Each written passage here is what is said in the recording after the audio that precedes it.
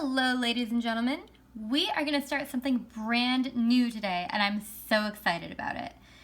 This is one of our last 2 units for the year, but both units are going to be about trigonometry. And trigonometry, as far as I know, is something that you've never looked at all before. So this is going to be completely brand new. It's sort of a different way of thinking than some of the things we've thought about before.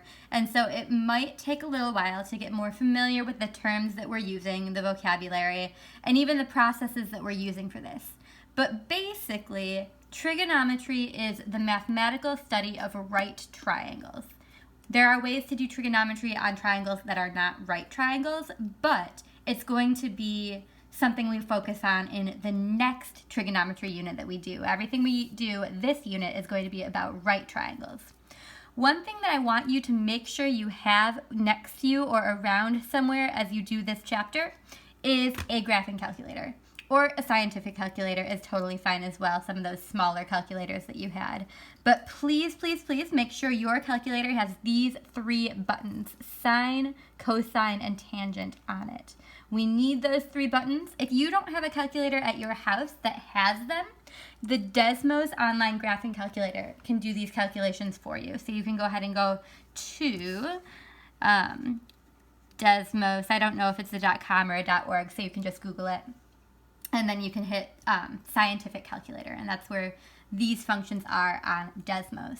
And I'm going to show you, there's some specific things that you need to have making sure of when you're using a calculator for these problems. The main thing for right now is that you want your calculator to be in degree mode.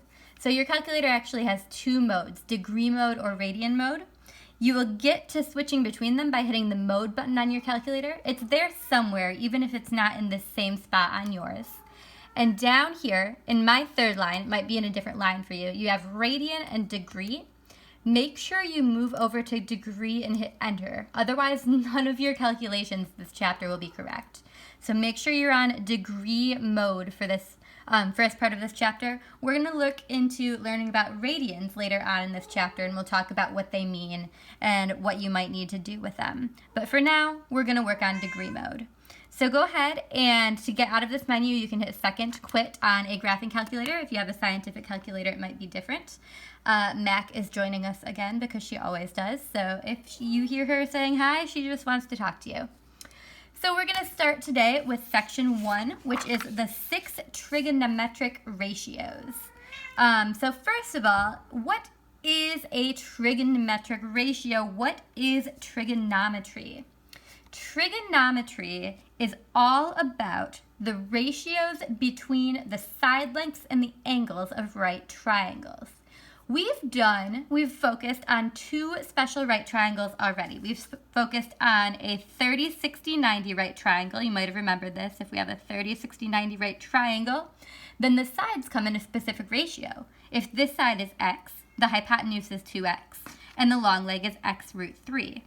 If we have a 45, 45, 90 triangle, we've done those already as well. So if this is 45, 45, and 90, then we have maybe our 2 short sides are the same. They're going to be x, and our hypotenuse is x root 2. Now, we talked about those 2 right triangles as if they were unique, as if this was a special property of 30, 60, 90 right triangles and 45, 45, 90 right triangles.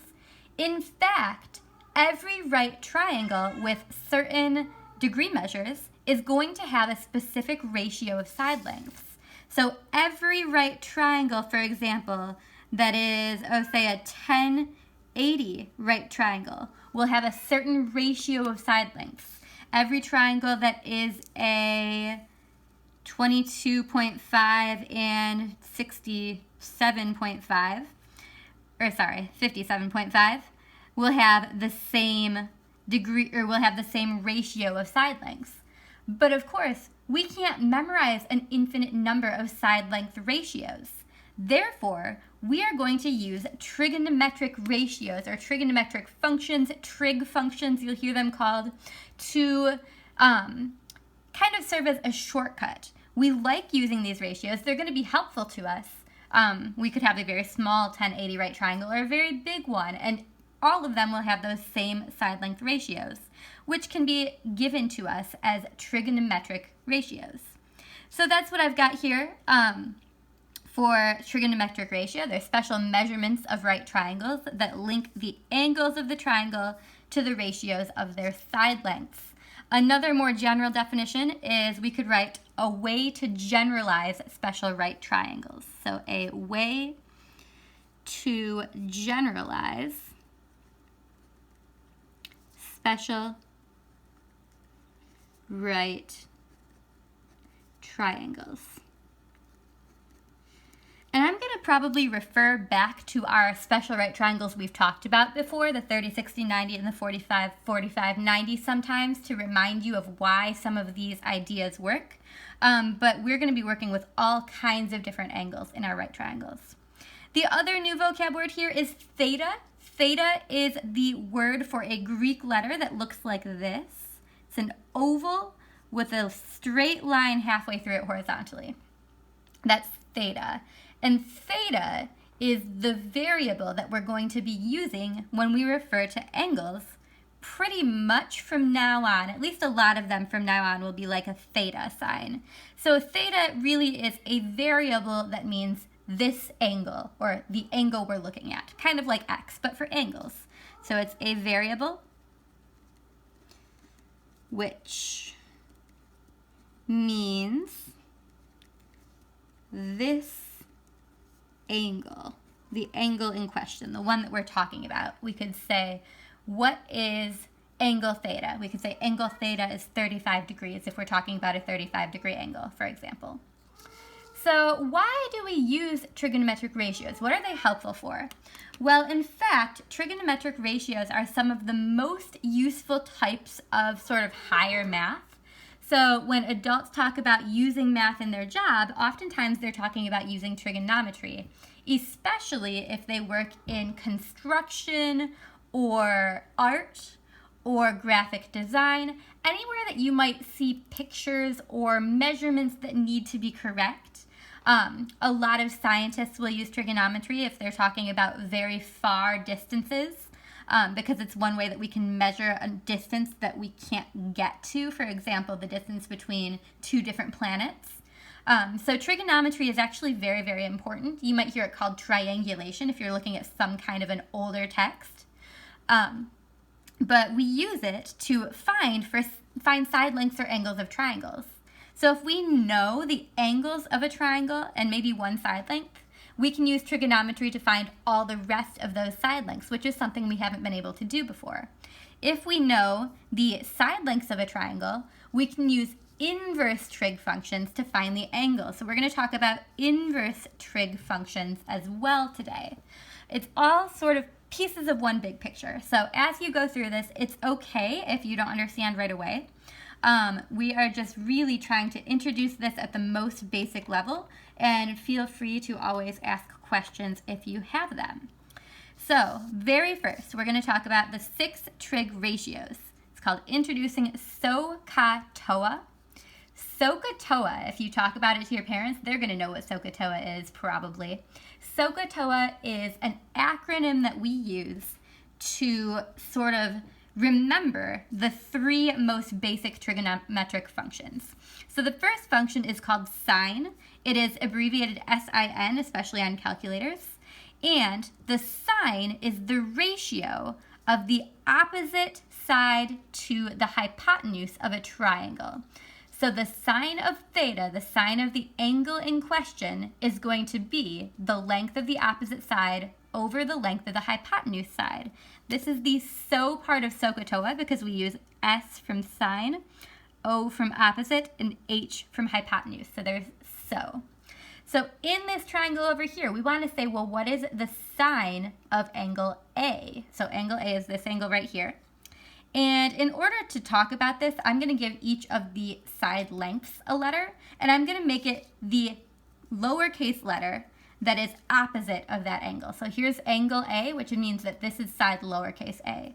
Here is angle B, which means this is side lowercase b. And here's angle C, which means this is side lowercase c. So if we talk about the sine of A, we're talking about the ratio of the opposite angle or the opposite side to A over the hypotenuse of the triangle. So the opposite side to A is the one that doesn't share any legs with. So it's the one across from it. So A, little a, is the opposite. The hypotenuse is the hypotenuse of the right triangle. So that's C. So sine A would be the length A over the length C. The next trig function is cosine. All right, this one's abbreviated COS, cosine of theta. And this is the ka part of SOHCAHTOA. So C for cosine, A for adjacent, and H for hypotenuse. If we wanted to find the cosine of A, we would use the length of the adjacent side, in this case that's B because it's next to A and it's not the hypotenuse, over the length of the hypotenuse, and that's going to be C. So the cosine of A is B over C. And then finally tangent, which is abbreviated TAN. So the tangent of an angle, that's TOA in SOHCAHTOA, that would be tangent is opposite over adjacent. So the tangent of A is the ratio, hi Mac. Mac, I'm teaching right now, can you move, thank you. All right, the tangent of A is the opposite side over the adjacent side. So here's A, its opposite side is lowercase a, and its adjacent side is lowercase b. So the tangent of A is A over B. All right, there are three other, maybe lesser used trig ratios that we're going to talk about, and those are cosecant, secant, and cotangent. We're going to talk about these today, but I don't know if we're going to use them very much in the rest of this year, the rest of this unit. We really are going to focus mostly on these three. But here are the other three, so you know them. Cosecant, secant, and cotangent are the reciprocals of sine, cosine, and tangent. So they each pair with one. So cosecant is the reciprocal of sine. That's a little confusing, okay? Make sure you know the correct pairings. The cos don't go together. Sine goes with cosecant. So cosecant is hypotenuse over opposite. Remember, sine was opposite over hypotenuse. Cosecant is hypotenuse over opposite. So the cosecant of A is C over A. We could also call that 1 over the sine because we're just flipping that sign on its head. Same thing with secant. Secant is the reciprocal of cosine. So where cosine was adjacent over hypotenuse, secant is hypotenuse over adjacent. So we can say that the secant of A is C over B, the hypotenuse over the adjacent side. And then finally, cotangent is the reciprocal of tangent. So where tangent is opposite over adjacent, cotangent is adjacent over opposite. So we've got the B, the adjacent side, over A, the opposite side. All right, so those are the generals here. We're going to kind of walk through what this might look like or what it might be like here. So we're going to go down here and we're going to write some trig ratios. This is one thing you might have to do with trigonometry. So we're going to compute the 6 trig ratios for this triangle right here.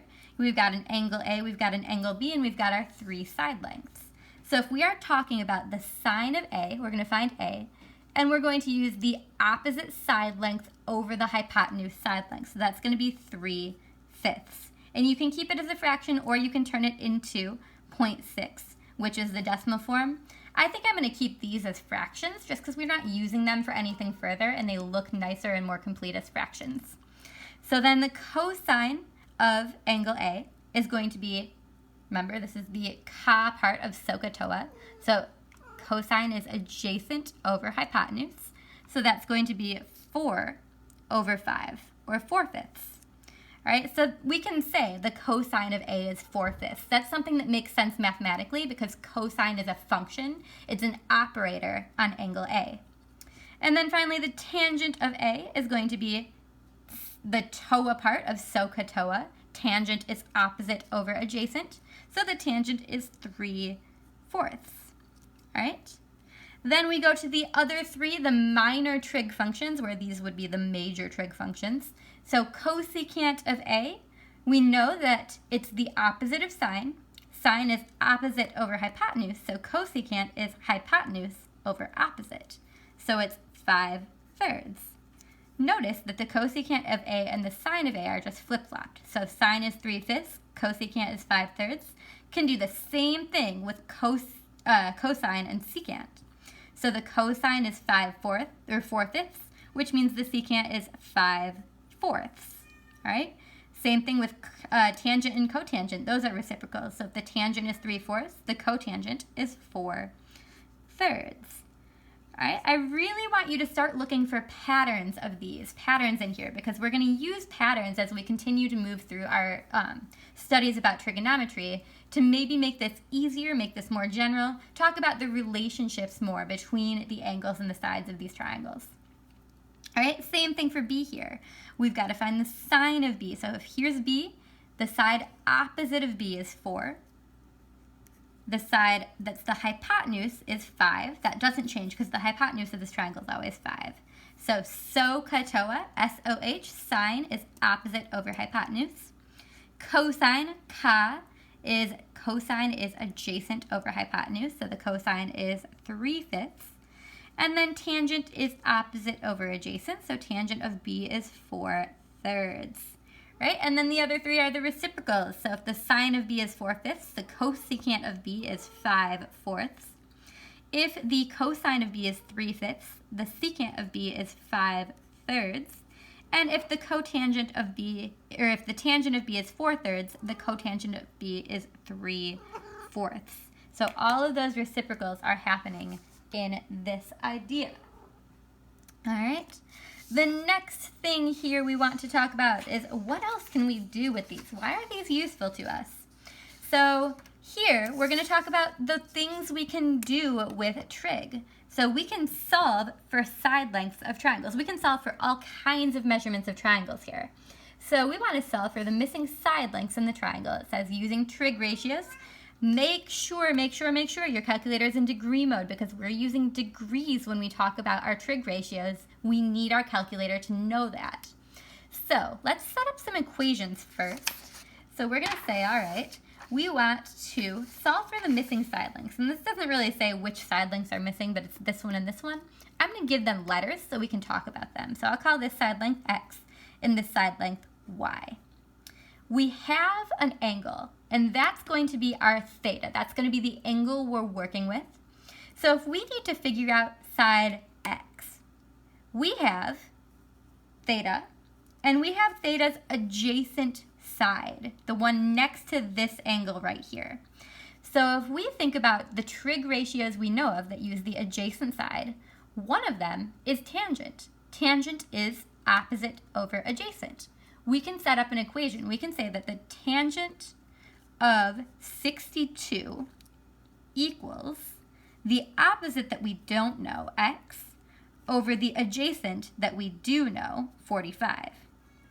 So tangent of 62 equals x over 45. Now, I can actually go ahead and solve this. So I'm actually going to say, well, I want x on its own.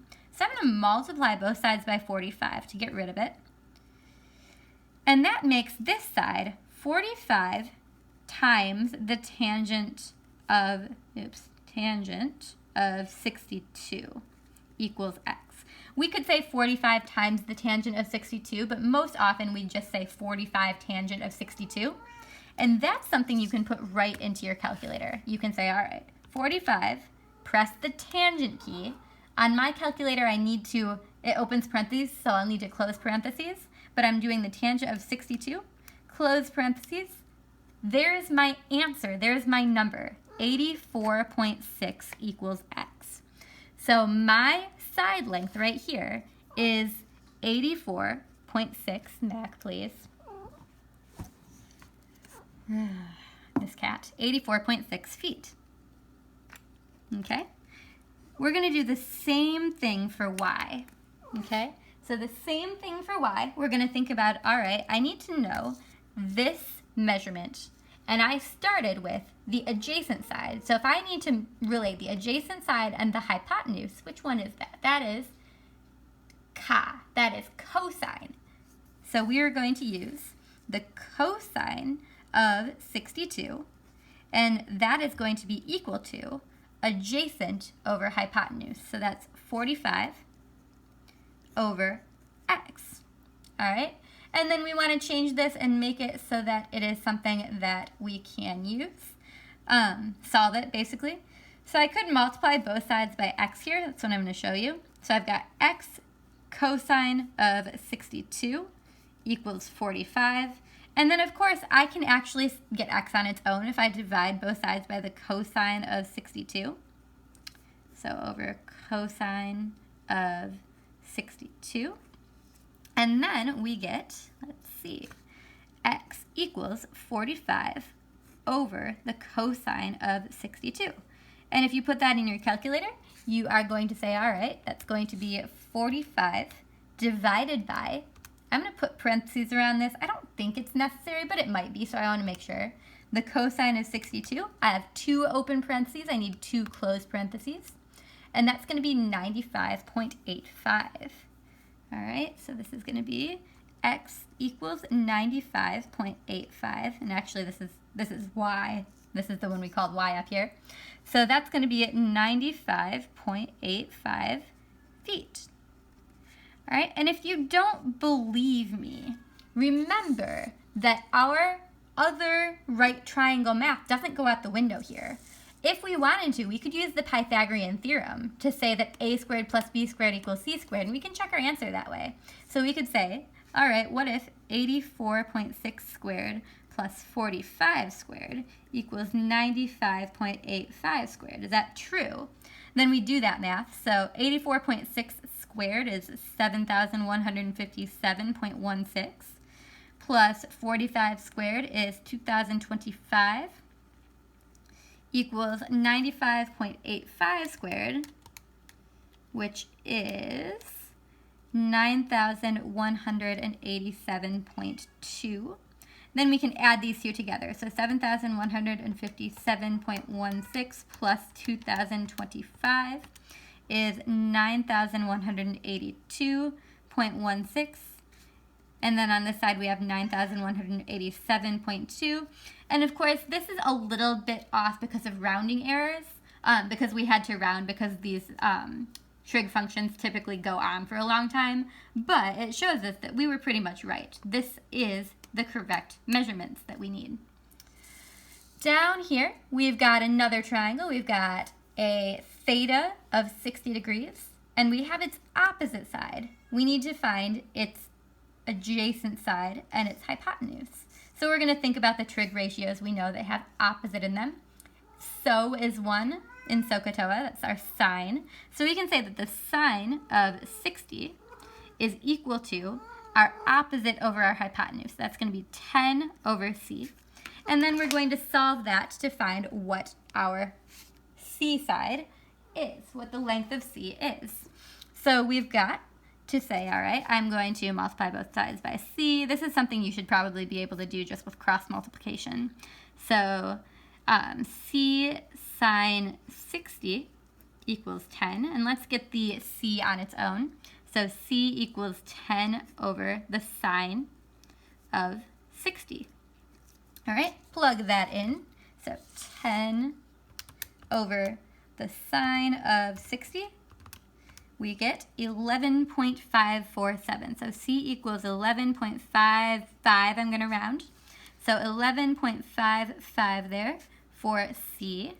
Find the same thing for our lowercase a. So we've got our opposite over a is the adjacent side. So we're going to use the opposite over adjacent, which is the tangent. So you can say the tangent of 60 is equal to opposite 10 over adjacent a. And so we can move this all around, multiply by a. Eventually we get that a equals 10 over tangent of 60. Okay? So if we've got a equals 10 over the tangent of 60, we can say, all right, 10 over the tangent of 60 is equal to 5.77. So a equals 5.77. That's our side length here. We put boxes around those. And that's how we find the missing side lengths of a right triangle. We can also find the missing angles in a right triangle. If we have the side lengths, we can find the missing angles using the inverse trig functions. So inverse trig functions are on your calculator. They do the opposite of a trig function. So for example, I gave you an example here. We need to find the angle. We know all the side lengths. We know that the opposite over the hypotenuse is 33 over 65. We just don't know what angle that is. So we're going to use the inverse sine function, which is built into your calculator. I'll show you how to get to it. So inverse sine of 33 over 65. Let's do that here. So we are going to go to second sine. It's right above the sine key. That's the inverse sine. You can say that's 33 divided by 65. And solving this gives us 30.51. That means angle T is 30.51. All right, or 30.51 degrees. So we're solving to find degrees rather than solving to find side lengths here. All right, we can find the other one. We can find this angle one of two ways. All right, so we'll use trigonometry to find it. And if I want to use trigonometry to find this, maybe I'll call it theta here, just so we have a name. So I can say, all right, I know that if I was going to use the sine, I would know that the sine of theta was equal to the opposite over the hypotenuse. So the sine of theta, which we don't know, is 56 over 65. I can rearrange this equation to use the inverse sine function. I can turn sine of theta equals 56 over 65 into sine -1, or inverse sine of 56 over 65 is equal to theta. So if I put into my calculator the inverse sine of the opposite over adjacent, I get the angle out. I'm using these ratios to say, if I know that my side lengths come in this ratio, what does this angle have to be? So again, go to second sine inverse sine of 56 over 65, and that's going to be 59.48. So 59.49 equals theta. So here I'll go 59.49. And of course, you can check, right? You can say, is 30.51 plus 59.49 90? 30.51 plus 59.49. It's 90 degrees. So I know that these two add to 90. There's my other 90. My triangle is 180 degrees. So we can tell that that is the right answer.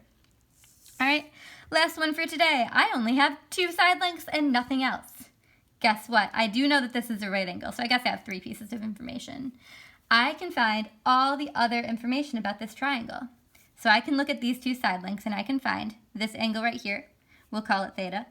I can find this angle right here. We'll call it T, just so we can name it something else. And I can find side length A.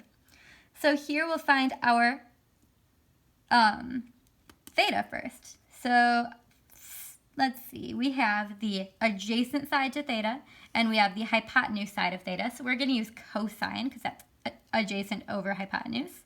So cosine of theta is equal to 9 over 12, right? The cosine of the angle is equal to the ratio of the sides. We don't have the angle, though, so we're going to use inverse cosine. So we're going to say cosine -1. Inverse cosine of 9 over 12 is equal to theta. So let's try that. Got inverse cosine of 9 over 12, and that is 41.41. So 41.41 equals theta. So I could put that in here, 41.41. I could go ahead and find the other one using trig. I could say, all right, well, what's the inverse sine of 9 over 12? Or I could say, how about I just use subtraction, make it easy on myself. I could do 90 minus 41.41, and that's going to be, also the answer is your friend. So 90 minus second answer down here. That's the minus button or the negative button. That's going to help you to preserve as many decimal places as possible, which is something that you might want to do. So 90 minus answer here, 48.59. That means that our T angle is 48.59 degrees. And then, of course, once we have all this information, we can find our A. We can do it many different ways. I'm going to do it with inverse tangent just because I feel like it. You could do it with any of the trig ratios. So I'm going to say, all right, the tangent of 41.41 is going to be opposite over adjacent. So the tangent of 41.41, which we know, is equal to our opposite side, which is A, which we don't know, over the adjacent side, which is 9. Then we can say, all right, I'm going to multiply both sides by 9 because I need to get my variable alone. So 9 tangent 41.41 is going to give me A. All right, so if I go here and I say, all right, 9 tangent 41.41, that gives me 7.94 if I'm rounding. And so 7.94 is my A value. Just like that. So go ahead and try the problems on your worksheet. If you've got questions, feel free to contact me. I'm going to be available all week on video and all that, so you can get your questions answered. This is new. It's new stuff, but I do believe that you're going to do very well with it. All right, have a good day.